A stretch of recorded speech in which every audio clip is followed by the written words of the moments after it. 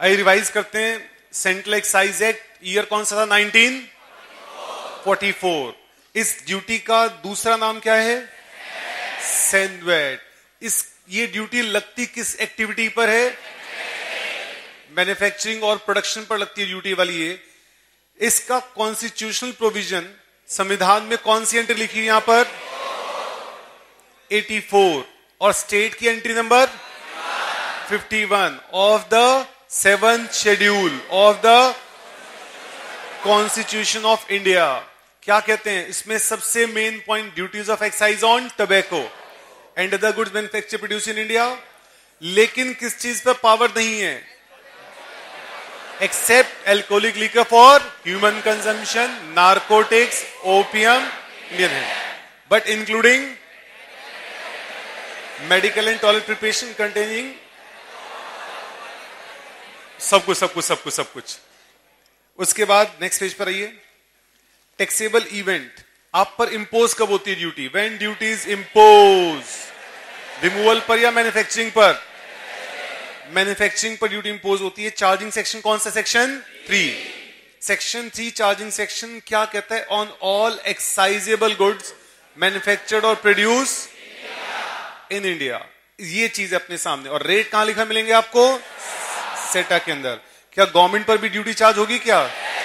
Except on salt. Next, charging section के 4 M हमें दिखाई देते हैं यहां पर, 4 M's। 4 M में सबसे पहला M कौन सा है? मेंशन्ड इन सेटा, एक्साइजेबल गुड्स। लेकिन मेंशन होने से काम नहीं चलेगा, सिर्फ मेंशन होने के साथ साथ क्या होना चाहिए? रेट भी होना चाहिए वहां पर। Correct, there should be rate as well. अगर गुड्स हमारे सेटा में लिखे हुए हैं और निल लिखा हो उसके सामने, तो क्या एक्साइजेबल है? यस। गुड्स के सामने रेट लिखा हुआ लेकिन होली एग्जेम्प्टेड है, क्या एक्साइजेबल है? यस। नेक्स्ट पेज पर आइए।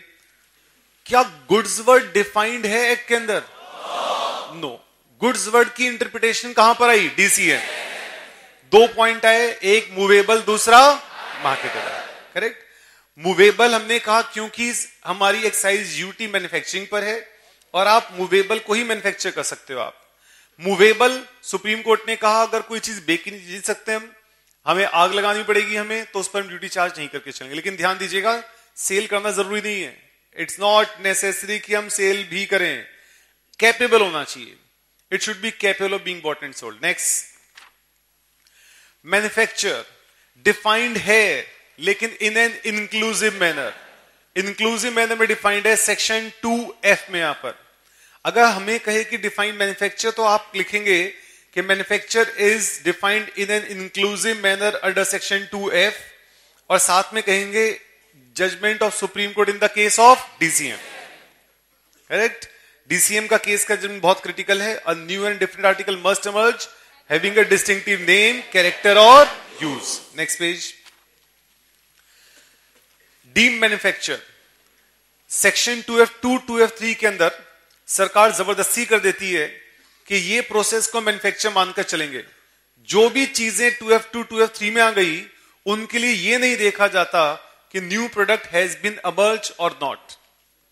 उसके लिए बस लिख दिया तो कहानी खत्म है। लेकिन वो गुड्स स्पेसिफिक होते हैं कि इन गुड्स के लिए लिख रहे हैं यहां पर हम, और ये प्रोसेस लिख रहे हैं वहां पर हम, सिर्फ उसको देखकर चलेंगे। जैसे लेबलिंग, जनरली लेबल लगाने से नया प्रोडक्ट अमर्ज नहीं होता, जनरली पैकिंग से कोई नया प्रोडक्ट अमर्ज नहीं होता। लेकिन अगर 2F2 2F3 में किसी गुड्स के लिए लिख दिया गया तो उसको मैन्युफैक्चरिंग जरूर मान लेंगे यहां पर हम। करेक्ट। Next, captive consumption. क्या इंटरमीडिएट गुड्स पर ड्यूटी चार्ज होगी? यस।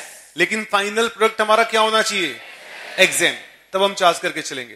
करेक्ट। Next, assembly. कुछ चीजें इकट्ठी रख दी हमने तो ड्यूटी चार्ज हो सकती है, यस, लेकिन एक नया प्रोडक्ट अमर्ज होना चाहिए, बाकी एम सारे सेटिस्फाई होने जरूरी हैं। नेक्स्ट, साइट पर अगर कोई कंस्ट्रक्शन कर रहे हैं आप, नया प्रोडक्ट मूवेबल है और बाकी सारी बातें हैं, ड्यूटी चार्ज हो जाएगी आपकी। Next, waste and scrap.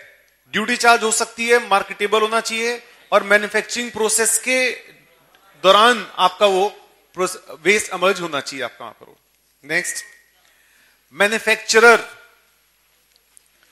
Manufacturer के केस के अंदर यह जरूरी नहीं है कि आपका रॉ मटेरियल किसका है या ब्रांड का मालिक कौन है।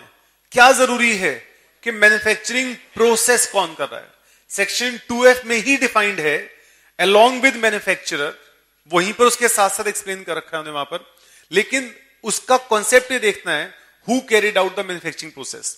अगर एम्प्लॉय ने किया है तो एम्प्लॉयर को मान लेंगे, and if the relationship is on principal to principal basis तो उस प्रिंसिपल को मानेंगे who carried out the manufacturing process. Next, collection. Removal के समय आपको ड्यूटी कंप्यूट कर दी है, बस पे नहीं कर दी है।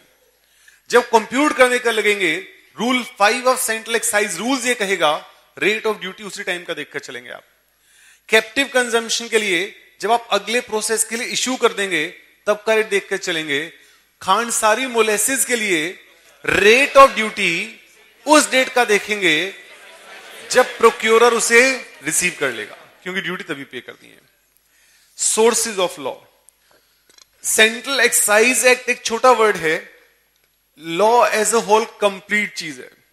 लॉ कैसे देखेंगे आप? सेंट्रल एक्साइज एक्ट देखेंगे, सेटा देखेंगे, फिर उसके बाद रूल्स देखेंगे, सेंट्रल एक्साइज रूल्स, और बहुत सारे रूल्स हैं। नोटिफिकेशन 8/3 जैसे देखेंगे आप, जजमेंट जैसे डीसीएम का केस देखेंगे वहां पर आप। ये सारी चीजें कंबाइन करने के बाद नोटिफिकेशन सर्कुलर आपका कंप्लीट लॉ आता है, इसे हम बोलते हैं sources of law. Next, valuation of duty.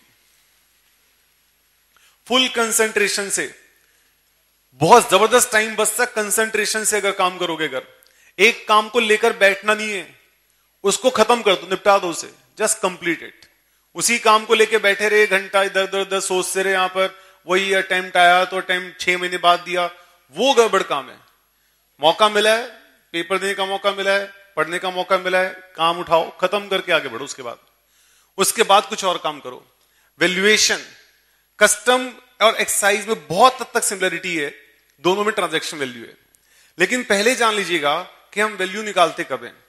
3 तरीके से ड्यूटी निकलती है आपकी। एक्साइज ड्यूटी नंबर 1, जहां पर वेट या लेंथ के बेस पर, उसको बोलते हैं स्पेसिफिक ड्यूटी, कोई जरूरत नहीं वैल्यू देखने की हमें। एक तरीका प्रोडक्शन के बेसिस पर, वहां पर भी वैल्यू देखने की जरूरत नहीं मुझे। यहां पर अगर हम ड्यूटी ना तो स्पेसिफिक बेस पर निकाल रहे हैं ना प्रोडक्शन बेस पर निकाल रहे हैं तो वैल्यू देखेंगे हम। फिर वैल्यू देखते समय सबसे पहले हम ये देखेंगे कि सरकार ने नोटिफाई तो नहीं कर रखा उसे। सेक्शन 3 सबसेक्शन 2 के अंदर सरकार ने अगर वहां बता दिया सिस्टम तो आप वहीं रुक जाएंगे, फिर सेक्शन 4 कैप लिए कुछ अप्लाई नहीं होगा। अगर 3(2) में आपके गुड सरकार ने फिक्स नहीं कर रखी वैल्यू तो आप 4 कैप में आएंगे। आप 4 कैप में आप ये देखेंगे एमआरपी प्लस आपका जो गुड्स हैं आपके वो नोटिफाइड होने चाहिए 4A के अंदर, और लीगल मेट्रोलॉजी एक्ट में भी कवर्ड अप होने चाहिए, यानी कि पैक्ट फॉर्म में, दोनों बातें होनी चाहिए। अगर वो दोनों हैं तो 4A में एमआरपी लेस अबेटमेंट्स। अगर ना तो गुड्स 3(2) में है ना 4A में है, तब आप पहुंचेंगे सेक्शन 4 में। यहां पर आप करेक्ट। चलिए आगे देखते हैं। इसके बाद नेक्स्ट पेज पर आइए, transaction value, page 3.14। Transaction value, price paid और पेबल, उसमें से कुछ खास बातें ध्यान रखिए जो डिडक्ट कर सकते हैं आप अगर इंक्लूडेड हैं तो। सबसे नीचे लिखा हुआ freight, transit insurance, interest, discount, ये चीजें आप लेस कर सकते हैं, इन पर आपकी टेंशन बहुत होनी चाहिए। इनके साथ साथ जो भी ड्यूटीज टैक्सेस हैं, उनका नाम चाहे ऑक्ट्रॉय हो चाहे कुछ भी और नाम उनको, उन सब चीजों को वहां से आप हटा सकते हैं। All of them can be remove. इन सब चीजों को, तो कम ड्यूटी सेलिंग प्राइस है उसमें से डिस्काउंट लेस कर दीजिए, अगर उसमें फ्रेट ट्रांजिट इंश्योरेंस है वो लेस कर दीजिए, अगर इंटरेस्ट इंक्लूड है तो वो लेस कर दीजिए, जो भी वैट, सेल्स टैक्स या ऑक्ट्रॉय या कोई भी टैक्स है उसको हटा दीजिए वहां से आप। इन सब को हटाने के बाद जो बचेगा, बाकी जितनी भी चीजें ऐड करके चलिए, लेकिन ध्यान रखिएगा इंस्टॉलेशन के बारे में। इंस्टॉलेशन को क्या करेंगे हम? इंक्लूड नहीं करना, उससे इमूवेबल प्रॉपर्टी इमर्ज होती है।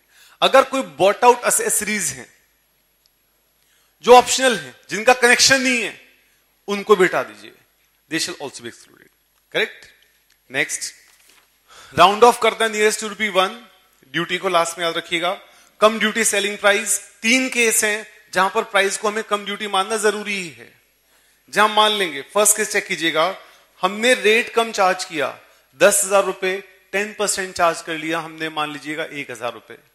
पता चला बाद में रेट 15% था, तो हमने चार्ज किया 10,000 प्लस 10%, 1,000, 11,000, पता चला 15% रेट था, तो 11,000 मल्टीप्लाइड बाय 15 डिवाइडेड बाय 115। दूसरा केस देखिएगा, अगर हमने कलेक्ट की नहीं, हमने गुड सेल कर दिए 50,000 रुपीज, ड्यूटी निल, गलती से पता चला ड्यूटी 10% पेबल थी, तो 50,000 मल्टीप्लाइड बाय 10 डिवाइडेड बाय 110।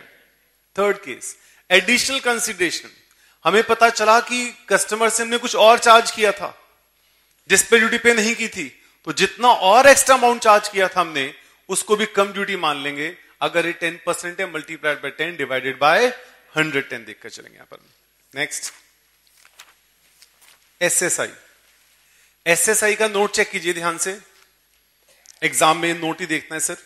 सबसे पहला पॉइंट, जितने भी प्रोविजंस हैं वो सारे के सारे कहां पर कवर्ड अप हैं?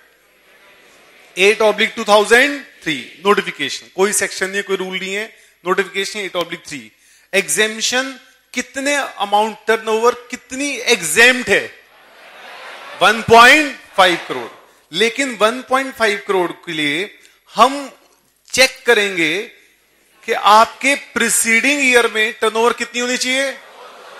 Does not exceed 4 crore. अगर एग्जैक्टली 4 करोड़ है तो एग्जेम्पशन मिल जाएगी। नेक्स्ट पॉइंट, अगर आपकी एक से ज्यादा फैक्ट्रीज हैं तो क्या करेंगे आप? उन सबको इकट्ठा करके देखेंगे यहां पर हम उस सिचुएशन के अंदर। कुछ गुड्स ऐसे हैं जिनके लिए कोई भी एग्जेम्पशन नहीं दी जाएगी, no exemption shall be given, tobacco, paan masala etcetera.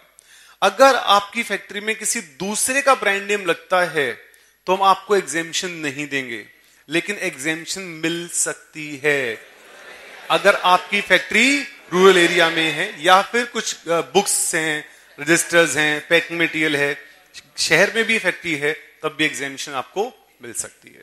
Next, capital goods पे क्रेडिट नहीं मिल जाता है इनको, वो हम सीसीआर में देखेंगे। कुछ सेंट्रल एक्साइज रूल्स के प्रोविजंस, पेमेंट ऑफ ड्यूटी, पूरे महीने की ड्यूटी कब पे कर दी है आपको? अगले महीने की 5, और इलेक्ट्रॉनिकली अगर कर दिए तो 6 तारीख को। लेकिन मार्च की ड्यूटी कब पे होगी? 31। क्या उसे हम 1 अप्रैल को पे कर सकते हैं? नो। और अगर एसएसआई है तो 3 महीने की ड्यूटी खत्म होने के बाद 5 को, और अगर ई पेमेंट कर रहे हैं इलेक्ट्रॉनिकली तो 6 तारीख। उनके लिए भी मार्च की ड्यूटी 31 मार्च को पे होगी यहां पर, करेक्ट। चलिए नेक्स्ट, इंटरेस्ट कितना लगेगा आप अगर लेट करते हैं तो? 18%। रजिस्ट्रेशन, नेक्स्ट पॉइंट, मैन्युफैक्चरर है, रजिस्ट्रेशन करवानी है, कितना, जो कोड का नाम क्या था इसका यहां पर? ईसीसी। कितने डिजिट का कोड है? 15। पहले 10 कौन से हैं? पैन, अगला XM या XD, फिर आपका फैक्ट्री नंबर आपका। अगर आपके निल रेटेड गुड्स हैं, एग्जेम्प्टेड हैं, मत कराइए रजिस्ट्रेशन आप, नॉट रिक्वायर्ड। अगर एसएसआई है तो 90 लाख तक कुछ नहीं करना, 90 लाख टच होते ही, पहुंचते ही लेटर लिख कर देना है, 1.5 क्रॉस होने के बाद नंबर लेना आपको अपना पर। नेक्स्ट, इनवॉइस, एक्साइज का स्पेशल इनवॉइस है, याद रखिए फैक्ट्री से रिमूव करने से पहले इनवॉइस जरूर चाहिए, साइन करना आपको यहां पर। कितनी कॉपीज बनेंगी? 3 या 4? 3। Original, buyer, duplicate, transporter, triplicate, assessee. उसके साथ साथ डिटेल्स हैं, कंटेंट हैं बहुत सारे जो इनवॉइस में होने कंपल्सरी हैं।